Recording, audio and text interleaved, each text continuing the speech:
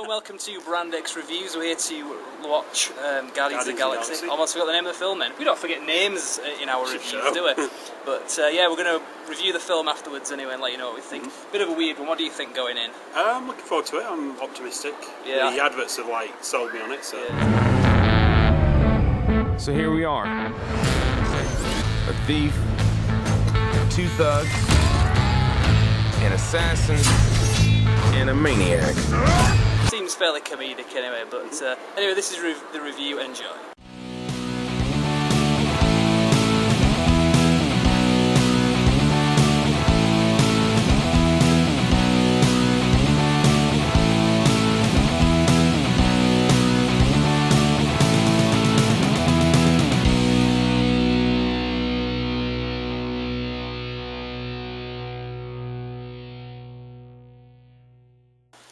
Right, we've just been to see Guardians of the Galaxy. Yeah, very good film, pretty much what we expected.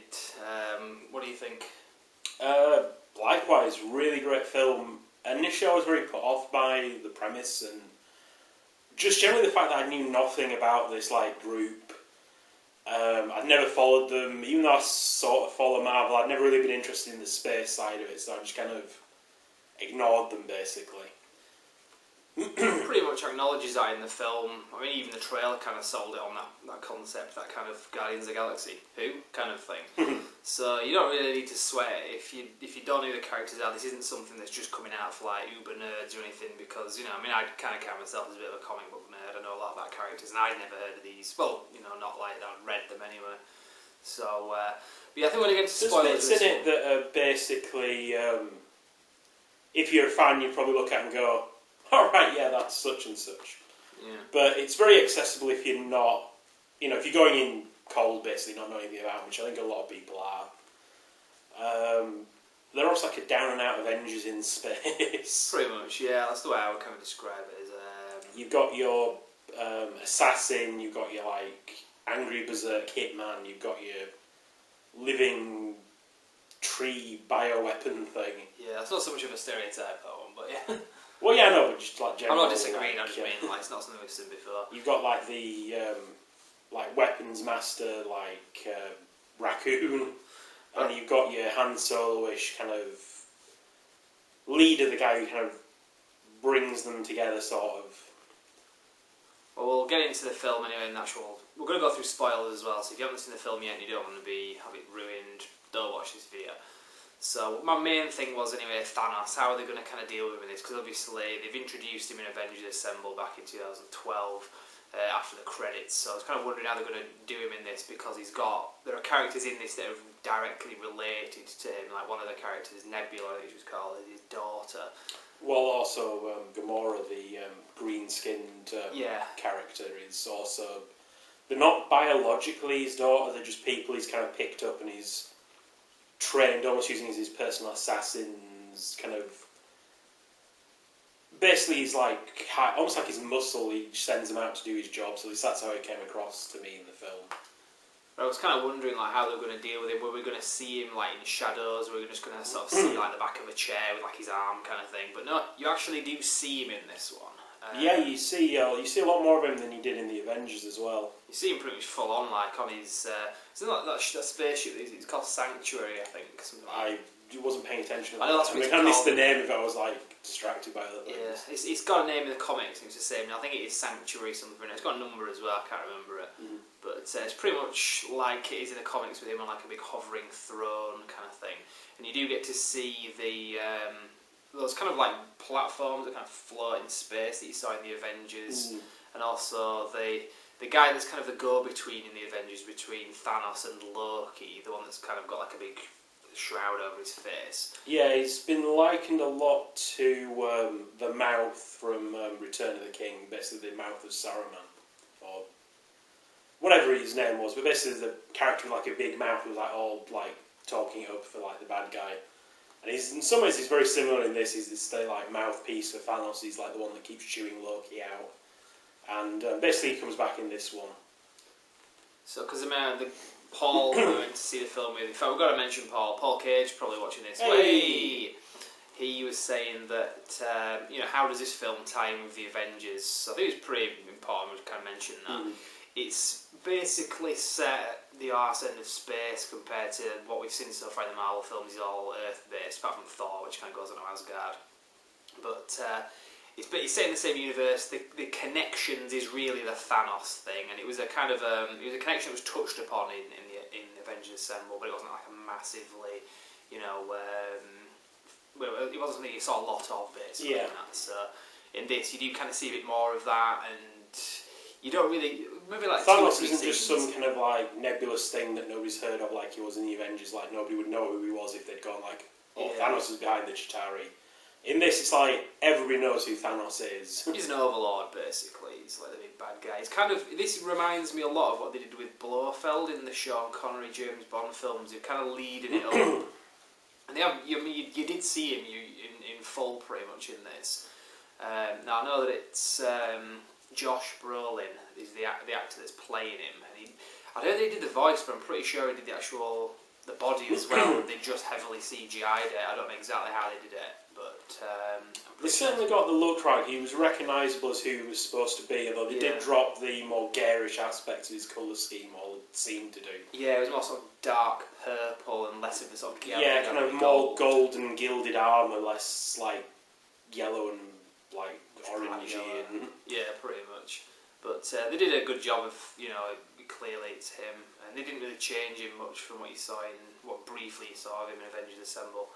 Unfortunately, he isn't the big bad guy of this story. I mean, don't go in thinking like, oh, this is a direct continuation of the Avengers.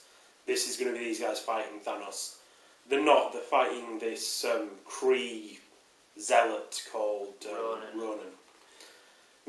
Again, it's very similar to the James Bond films. Yeah, Ronan the Accuser. But again, it's very similar to the James Bond films of the early 60s, where you'd have Blofeld, who you'd sort of see, and you knew he was like the top guy, but you'd have the number two working for him, so like Rosa Klebb from Russia with Love, or the other guys, in like Thunderball, and I think good analogy actually, yeah. Yeah, so now I think about it, that was actually like sum it up. Yeah, so I think later on down the line, I'm assuming they've kind of said, originally I'd heard there was going to be a bad guy in Avengers 2 was Thanos, but not going to be the case. Probably Avengers 3, if not further beyond that. But enough about Thanos. I've probably kind of gone on a bit too much about that.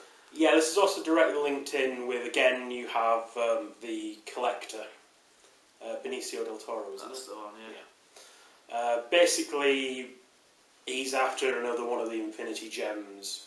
Kind of a continuation of Thor and the Dark World. In fact, in the Collector's collection of, like, relics, you actually see he's got a dark elf in one of his cages. Yeah, I noticed that. I forgot about that. Something that I saw then just kind of blocked it from my mind afterwards. Yeah, it did. So that was another tie-in. Obviously, the Collector you saw in the end credits of Thor: The Dark World. Now, you mentioned the Infinity Stones. I'm glad you mentioned that because I probably would have forgotten. Even though it's like a big, massive deal. The Infinity Stone is like it's pretty much what like the Tesseract was in Captain America: Winter Soldier. It's a big part of the film. It's like the main weapon. The first Avenger, not the Winter Soldier. Oh yeah, sorry. Non-name remembering, yes. motherfucker. No! My revenge! Damn it! That's usually my trick, is that. Yeah. But yeah, no, so we've got 3 Infinity Stones now that we've seen. There's the Tesseract, obviously. Now, these aren't presented in the same way they are in the comics. The ones that I'm kind of referring to off my head, anyway, the ones from the 70s where they kind of, well, the 90s where but they have been more or less confirmed as being the Infinity Stones. Yeah, they're just presented differently. They don't look the same. Yeah, I mean, they were just literally stones, just same size stones in the comics. But these, they are just we've had like the cube. Yeah, that was like the Tesseract. Tesseract from Avengers, and we've had the Aether, which was like the weird liquid amorphous thing. It's kind of black, wasn't it? It was like black-red. Yeah, so you had like sort of blacky-red thing, in case you don't know what these are by name. You had the Tesseract, which was the also known as a cosmic cube in the comics, which is a blue cube. And also in this one, you have the third one that we will see. Which, it's just really, it's referred to as the orb, but it's not an orb. The orb is the thing that houses it. If you've seen that in a trailer, it's just like a ball thing. Inside that is the Infinity Stone. It's a bit more like the Infinity Stones in the comics. It's clearly a gem. Yeah. And you get a clear indication of just how like destructive this thing is, because it's basically established this thing can just wipe out a planet like that if you land on the surface, strike the stone against the ground, it will kill everything. So it's basically like the Ark of the Covenant. In fact, there's a reference to that in the film. I think Star-Lord. Yeah, he makes like a vague reference to like Indiana Jones, I think. Yeah.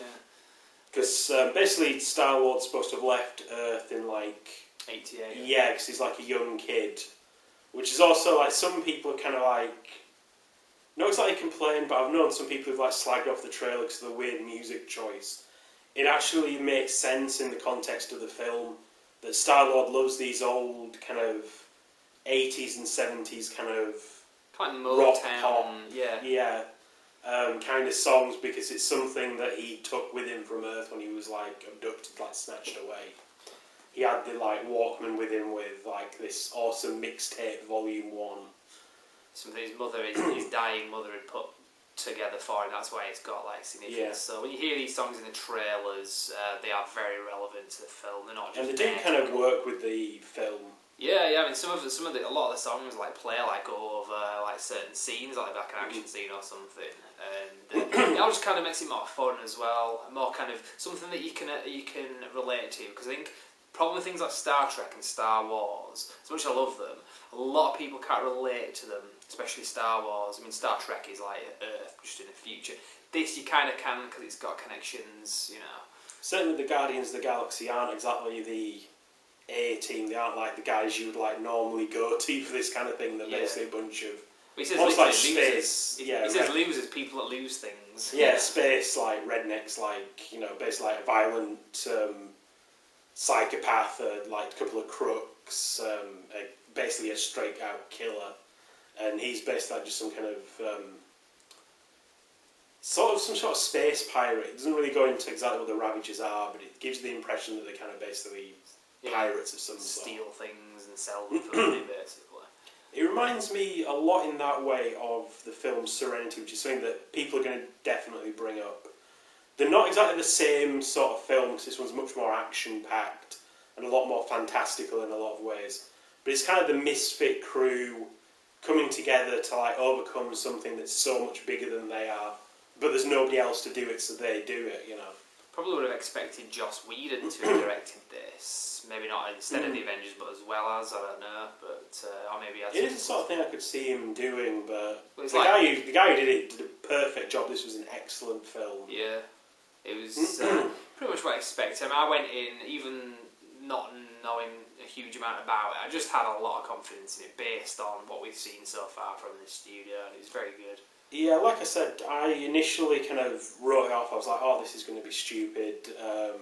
It's got like an animated raccoon, so it's going to be animated all the time. It's going to be CGI, like, oh, it's going to be crap. It looks quite good. It's got like a big plant thing, what the hell? Yeah. And then I learned more about it as it got closer to the release date, and more like, basically like concept of like what the team was, how they operate, who they are. And it kind of grew on me a little bit. And then I saw the trailers, and the trailers looked kind of interesting. They were a bit unusual, I didn't really know what to think, but they kind of suckered me in a little bit. And after stuff like The Winter Soldier and Iron Man 3, which I personally loved, even though a lot of people didn't, I was like in a place where it's like, you know what, I'm going to go and trust on this one. I mean, they've done a lot of good so far. I don't think they're going to like turn out a shitty film now. So I'm going to give it a chance at least before I like write it off, and I'm really glad I did, because this was great. I think that will be the majority opinion as well. I mean, everything from like your early thoughts about it, pretty much that's what I would say as well. So yeah, definitely. Now, anything else like in the plot?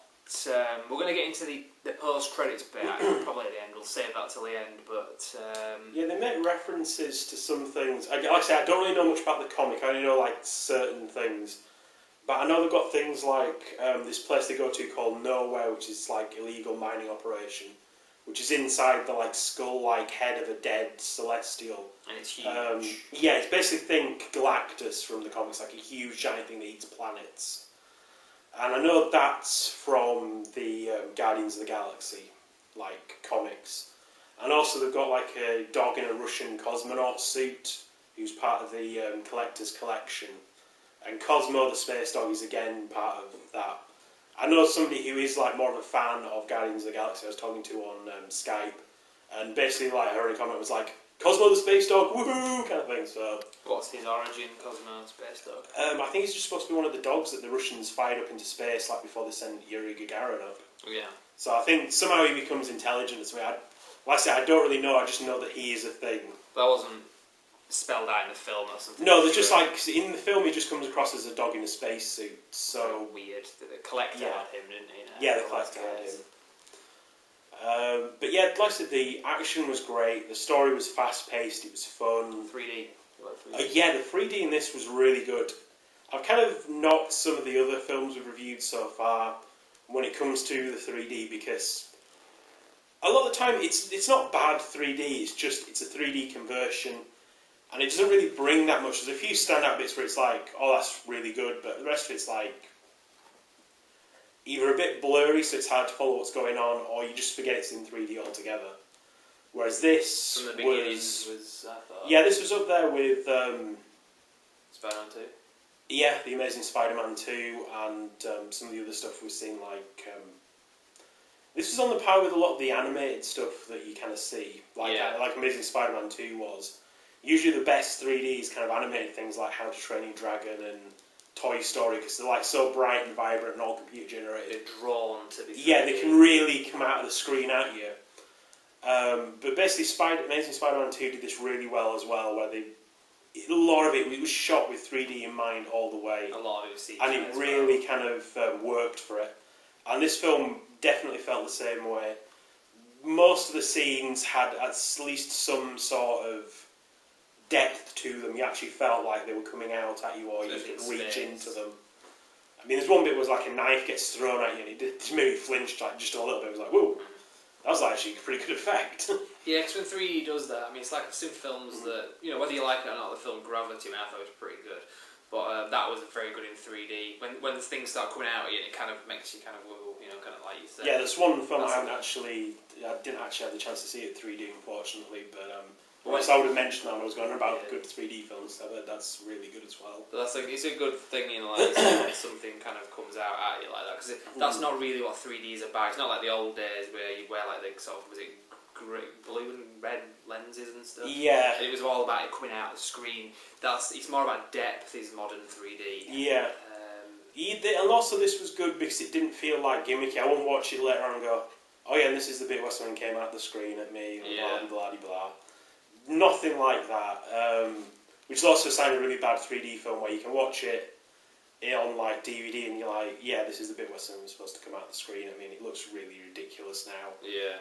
Well, yeah, like Freddy's Dead, like the Nightmare on Elm Street 6. Well, there's some recent films that are like that. I can't think of any particular example, but I know there's been Resident Evil. I forget which one it is, but some of the more recent Resident Evils, some of the crapper ones, have definitely been like that. I know there's one that was supposed to be in 3D, and I just had feelings like, that's a really weird shot and a bit of an awkward action scene. I'm pretty sure that was just so it could come out the screen at me, like, for God's sake. Yeah, but you didn't really feel that with this. It was all the way from the completely beginning. different. Yeah. This felt very natural. I could watch this in 2D and I wouldn't be thinking like, oh, God's sakes. Now the villain in this film, we kind of mentioned before how like the villain was kind of a number 2, and that was all you got throughout the film. Watching a Jeremy Jahns review, he kind of said it's similar to is it Malekith from Thor: The Dark World? Yeah, similar kind of villain. It's not. In some ways, this villain didn't really come that alive for me. Yeah, he's actually a Kree, so we actually get the Kree as like a mentioned race. You actually get to see them. Now they're pretty big in Marvel because there's like quite a few characters that directly link the kind of origin stories either directly to being a Kree or directly linked into like having Kree DNA and stuff like that. Because that's where Captain Marvel and Miss Marvel come from.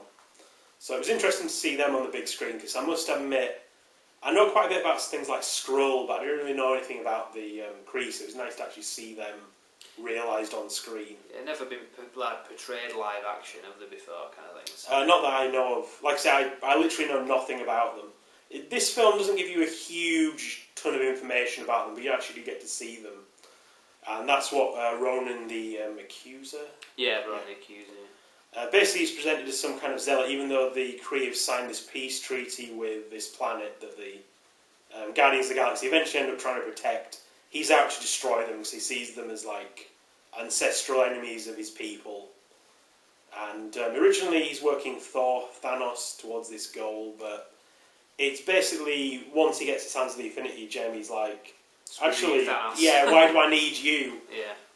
I'll destroy them myself. That's the last you see of Thanos in this film, isn't it? Basically, yeah, because he's like, don't call me boy anymore. When I'm finished with them, I'm coming for you, Thanos. It was a bit like the Emperor in Star Wars, where you kind of saw him like a screen, like a hologram kind of thing. It was kind of, it felt like a nod to that, I guess, in a way.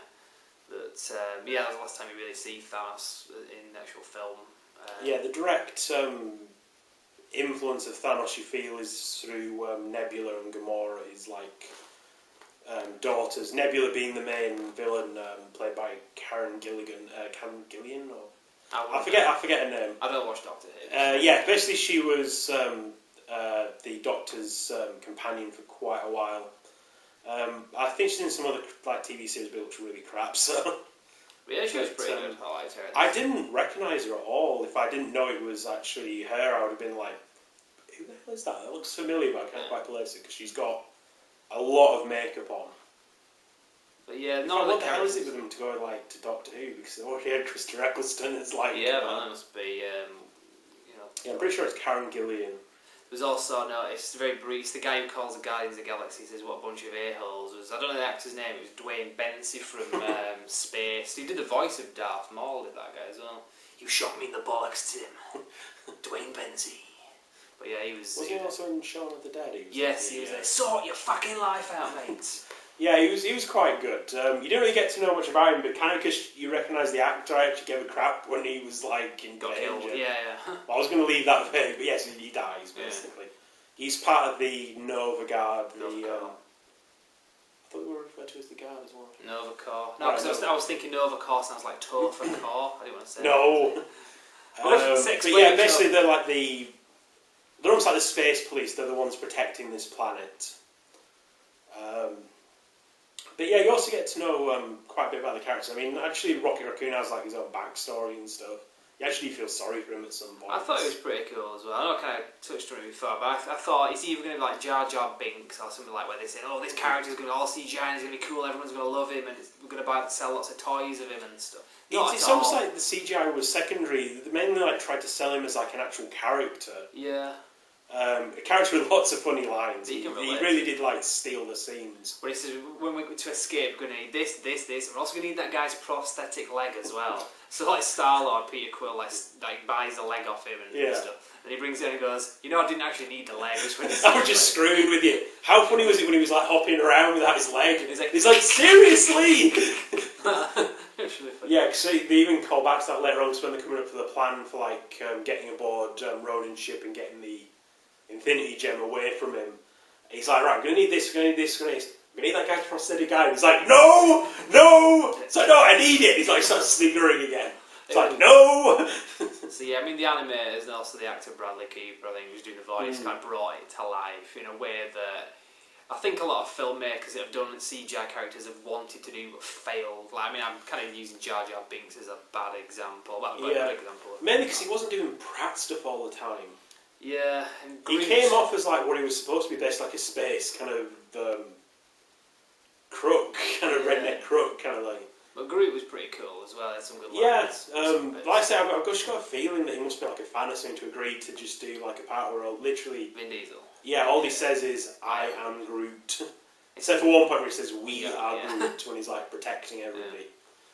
But there's a couple of bits. There's a bit where it was kind of funny where he can like extend like tree branches kind of like out pretty much like as far as he needs to, and he just twats a lot of guys and like swings them against the wall. Just kind of like turns on, looks at the cameras like, it's like this mental look. And again, that was something that it doesn't impress me, doesn't CGI stuff like that. But I thought it was pretty good. Again, they gave both the characters like personality, which kind of really worked for what they were doing.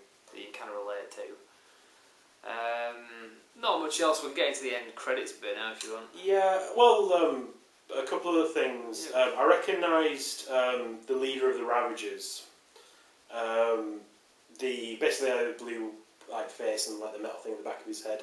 Michael Rooker. Yeah, he's been in very recently and quite popular in The Walking Dead as I forget his name, but he's one of the redneck brothers. He's quite good in this. He gets quite a bit of screen time. Yeah. To the point where I think he's actually a character who you're supposed to recognise. Yeah, I liked him. I think he was pretty cool. He was in like. He's a very cool character and he's a good actor. But I just thought, quick call out to him. Also, there's the Stan Lee cameo, which is quite good. Oh yeah, good point. Yeah, it was. I don't know. Did I miss something? It was basically looking around with his like. Yeah, it was like basically it was one of the time when he basically introduced to Rocky Raccoon. He's like looking around, like looking at different people, and you get that he kind of just doesn't get what's going on. He's like slagging off this kid, like it's not cool. You're not cool. You're not prancing around. You don't need help from people. It's like what the hell? It's a kid. And he's like looking at this like old guy who's like chatting up this like obviously like much younger like woman, and it's like Stan Lee. And he's like. You're old enough to be a dad, kind of thing. But yeah, this was. I've noticed Lloyd Kaufman was in it as well, film director. The guy Trauma Pictures who did like the Toxic Avenger and stuff. stuff. He's in a lot of films in cameos. I hadn't spotted a lot of them before. I think because I was like particular looking for him in this one. He was in it for like 2 seconds. Also because he doesn't like look like miscellaneous like old guy number 2. You wouldn't really like know to look for him. I know what he looks like because of the Cinemassacre Angry Video Game nerd crossover where he was actually in the episode like talking about the Toxic Avenger games. Many other characters you want to kind of get into? Or? No, not without going into the... There was Drax the Destroyer. Drax the Destroyer was a little bit... He was probably the one that was fleshed out the least. He was just kind of there. It's a hard character to really do as well because he's very much like that in the comics. He's very two-dimensional. His mission, the ones that I've read, is just kill Thanos, basically. And this is a bit weird. It's because he's basically after Ronan the Accuser, but it does actually kind of make sense at the end. He's like, so you killed him, that's good. And he's like, yeah, but basically he's just like a pawn, so now I'm going to kill Thanos. Which is what his character is. That's all I know his character. So I was like, they've changed that. Seems a bit odd because that seems like a defining character trait. It's like, oh no, he's just working his way up to killing Thanos. Okay, I'm cool with that. How was that? But if they hadn't put that in, I'd have been a bit disappointed because, like, well, no, he's down. Yeah, because that's what I was thinking. Like, I'm pretty sure like fans of the character would be a bit like, what the hell are you playing at? Yeah, it'd be like having Joker, but he's not after Batman. He's after Superman. You'd be like, what? One small negative thing I can say about Gamora, who I did like overall. You didn't really get any kind of context for her being good. That comes a little bit out of left field that she's kind of betraying. Yeah, Thanos. she just did. She just decided she's going to be good. Yeah, I mean, in some ways, I guess it's kind of good to not have like a long, drawn out, over the top, kind of storyline centering just around that decision. But it was a little bit of a surprise. It does make sense when she sort of explains it later about how Thanos like killed her parents in front of her and stuff. But it's like, why have you betrayed him now? Yeah. Well, okay, I guess, because the collector's offering you a ton of cash. Which I think is like referred to from the prelude graphic novels, isn't it? Yeah, it was something they did in the review of that. But yeah, those are the sort of main characters anyway, so we'll get into... Certainly the interplay between her and Nebula was interesting, because Nebula was kind of like, of all his daughters, you're the only one I didn't completely despise. But they do kind of pretty much throw down with each other. Although Nebula does survive the film, so presumably we're going to see more of those two. Like, presumably down the line. Yeah, I mean, there's a sequel planned for 2017, so we'll see, and I think later on they'll kind of tie in with the Avengers. I don't know if they'll actually come to Earth, and kind of you'll see them on screen together, but that'd be interesting anyway. We'll see how it plays. Yeah, there is also a plot that's raised, but not really answered. It's more like left open. Is the main character, Star-Lord, is only half human, it turns out. His father is actually an alien. It's not exactly a twist because it's strongly implied, because when he's like seeing his dying mother, she's like basically like telling him, oh, your father was an angel, he came to me, like he's made of light and all this, and you don't really know how much of it is just like her going a bit loopy because she's dying. Yeah, she's got some kind of cancer or something. It's not really gone into what's wrong with her, but she's bald, so I'm assuming chemo, cancer. I could be wrong, but it's like, it doesn't really matter. She's dying is like the main thing. And it also is like hinted that the reason the Reavers kind of abducted him away from the Earth in the first place was they were supposed to be delivering him to his dad. But something like got in the way. They decided, to hell with it, we like the kid, we're keeping him around. So yeah, that's pretty much the film. We'll get into the end credits bit now anyway. Similar to the other two, well, the last few films where they've had two bits in the end credits. One is like literally like about 30 seconds. Yeah, it was kind of funny though. Because Groot kind of gets killed in this. But yeah, it's not a big surprise that basically they're growing him back from like the twig that's left over. But basically they've got this like plant pot with like the twig in, and you basically see it growing like a little Groot head by the end of the film. And basically like the music's playing and you see it like grow little arms and start dancing. Like, Drax is in the background like sharpening his knife. And he like turns around and like Groot's like, and he freezes. And he's like looking at him really suspiciously, and he goes back sharpening and he's like. It reminded me of those things, sound detecting plant pots where there's like a plant, a flower. If somebody does not do a toy of that, I'll be really disappointed. So I was watching that and thinking that just reminds me of those like dancing Christmas tree plant things. And if they do, I'd be probably tempted to get it. You could probably make one. If you had one of those things, you could probably cannibalise an old one if they don't make one. You could probably sell it on eBay and get quite a bit, unofficially. But that was the first into the credits bit. Yeah, it was really quick after it was like literally the credits started and that started playing. I noticed a few people did get up and start walking out. It's like, do you guys not watch Marvel films? What the hell? But then the actual, completely after the end credits, it goes back to the Collector, who had been injured, but he hadn't died. So it's like, I know he ain't going to be dead, because he's going to be relevant. And he's there in his place where he's got all his stuff that he collects. Yeah, like Cosmo's licking him. And there's a voice. What does that voice say? Something about. It's like, why are you letting him lick him? Because that's disgusting, kind of thing. And who is it that's saying it? Howard the Duck. Yeah. It's basically just pans up and there's this really battered looking duck in a suit having a drink. And it's basically Howard the Duck. It's another Marvel character. He had a really god-awful film. Even I don't own it. So, I've actually never seen it, and I never intend to, because I've seen enough of it to know it is absolutely unredeemable. Yeah. When was that? 80s? Like mid-80s, something like that? Something like that. It was basically what George Lucas decided he wanted to do. It was so he was a big fan of it, and I think some people do stick up for it, but not many. Yeah, well, I just hope they don't do that in a future film anyway. I was messing with him they talk about that unnamed film that's coming 2016, a little further on. Yeah. We're assuming it's Stock Strange. Could be Howard the Duck. He's like, no. That's the point when I leave the franchise, I think. But I think we'll leave it there anyway. I think the video's going to probably run out anyway. Yeah, and plus it's getting up to 11:30, so I'm going to be going. So, but yeah, very, very good film. Definitely recommend. Yeah, it's something that I would almost certainly get when it's released. And 3D as well. If you've not seen it in cinema yet, this is one we recommend in 3D, which is rare. Definitely. Usually, I'm ambivalent towards 3D, but in this case, we mean it. Yeah, it really stood out for me. I really enjoyed the 3D. So brandxreviews.com, that's the website, and I guess we'll see you next time. Thank you very much. Here at Bradford Cinemas with Lucy, the Court and Joseph, just about to film the introduction to the review of Guardians of the Galaxy. The film's running late, so we can do as many takes as we like. Get it on this way! Here we are, Brandx Reviews. We're not watching games, I'm not overflowing. No! Hello, welcome to Brandx Reviews.